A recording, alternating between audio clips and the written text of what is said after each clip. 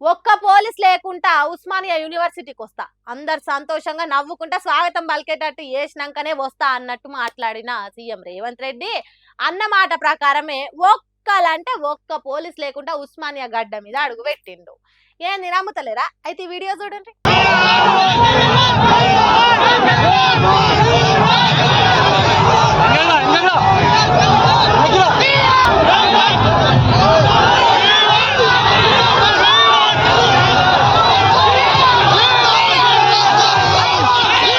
చూసిండ్రా ఎంత మంచిగా స్వాగతం పలుకుతున్నారు. సీఎం డౌన్ డౌన్ అనుకుంటా మహాదండి సంతోషంతో స్వాగతం పలికిండ్రు.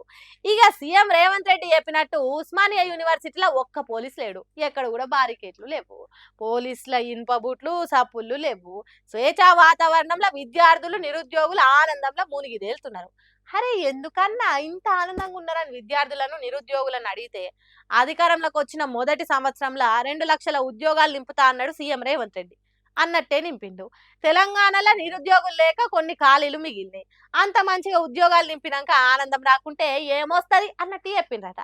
మరి లేకుంటే ఏంది, పోలీస్ అనేటోడు లేకుంటే ఉస్మానియాకు వస్తా అన్న సీఎం అడుగడుగున పోలీసులను పెట్టి ఆర్ట్స్ కాలేజ్ మెట్లెక్కి నేను అబద్ధం ఆడేటోని కాదని చెప్తే యూనివర్సిటీ విద్యార్థులకు కోపం రాకుంటే ఏమొస్తుంది? అప్పుడు ఏం చెప్పిండు, ఇప్పుడు ఏమిచ్చిండు?